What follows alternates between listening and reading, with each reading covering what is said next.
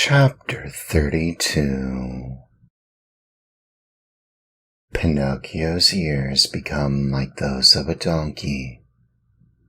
In a little while, he changes into a real donkey and begins to bray. Everyone, at one time or another, has found some surprise awaiting him. Of the kind which Pinocchio had on that eventful morning of his life, there are but few. What was it? I will tell you, my little readers. On awakening, Pinocchio put his hand up to his head, and there he found... Yes! He found that, during the night, his ears had grown at least 10 full inches. You must know that the marionette, even from his birth, had very small ears, so small indeed that to the naked eye they could hardly be seen. Fancy how he felt when he noticed that overnight those two dainty organs had become as long as shoe brushes. He went in search of a mirror, but not finding any, he just filled a basin with water and looked at himself. There he saw what he never could have wished to see. His manly figure was adorned and enriched by a beautiful pair of donkey ears. I leave you to think of the terrible grief, the shame, the despair of the poor marionette. He began to cry, to scream, to knock his head against the wall. But the more he shrieked, the longer and the more hairy grew his ears. At those piercing shrieks, a dormouse came into the room, a fat little dormouse who lived upstairs. Seeing Pinocchio so grief-stricken, she said to him anxiously, "What is the matter, dear little neighbor?" "I am sick, my little dormouse, very, very sick, and from an illness which frightens me. Do you understand how to feel the pulse?" "A little." "Feel mine, then, and tell me if I have a fever." The dormouse took Pinocchio's wrist between her paws and, after a few minutes, looked up at him sorrowfully and said, "My friend, I am sorry, but I must give you some very sad news." "What is it?" "You have a very bad fever." "But what fever is it?" "The donkey fever." "I don't know anything about that fever," answered the marionette, beginning to understand even too well what was happening to him. "Then I will tell you all about it," said the dormouse. "Know then that, within 2 or 3 hours, you will no longer be a marionette, nor a boy."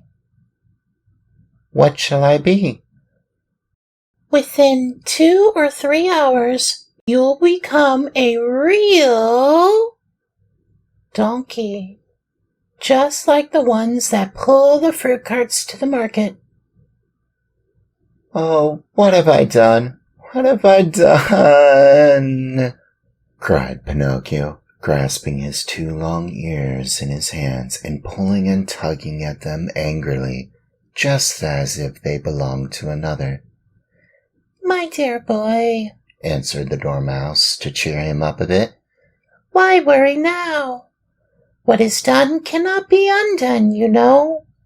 Fate has decreed that all lazy boys who come to hate books and schools and teachers and spend all their days with toys and games must sooner or later turn into donkeys.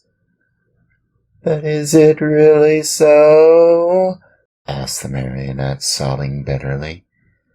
I am sorry to say it is, and tears are now useless. You should have thought of all this before. But the fault is not mine.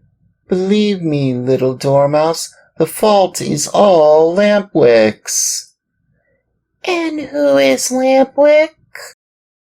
A classmate of mine. I wanted to return home.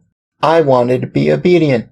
I wanted to study and to succeed in school. But Lampwick said to me, "Why do you want to waste your time studying? Why do you want to go to school? Come with me to the land of toys. There will never be study again. There we can enjoy ourselves and be happy from morn till night."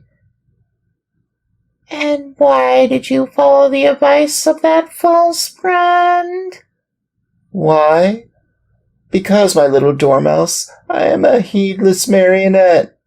Heedless and heartless. Oh, if I had only had a bit of heart, I should never have abandoned that good fairy who loved me so well and who has been so kind to me, and by this time I should no longer be a marionette. I should have become a real boy, like all these friends of mine. Oh, if I meet Lampwick, I am going to tell him what I think of him, and more, too. After this long speech, Pinocchio walked to the door of the room. But when he reached it, remembering his donkey ears, he felt ashamed to show them to the public and turned back. He took a large cotton bag from a shelf, put it on his head, and pulled it far down to his very nose. Thus adorned, he went out. He looked for Lampwick everywhere, along the streets, in the squares, inside the theaters, everywhere. But he was not to be found. He asked everyone whom he met about him, but no one had seen him. In desperation, he returned home and knocked at the door. "Who is it?" asked Lampwick from within. "It is I," answered the marionette. "Wait a minute." After a full half-hour, the door opened. Another surprise awaited Pinocchio. There in the room stood his friend, with a large cotton bag on his head, pulled far down to his very nose. At the sight of that bag, Pinocchio felt slightly happier and thought to himself, "My friend must be suffering from the same sickness that I am.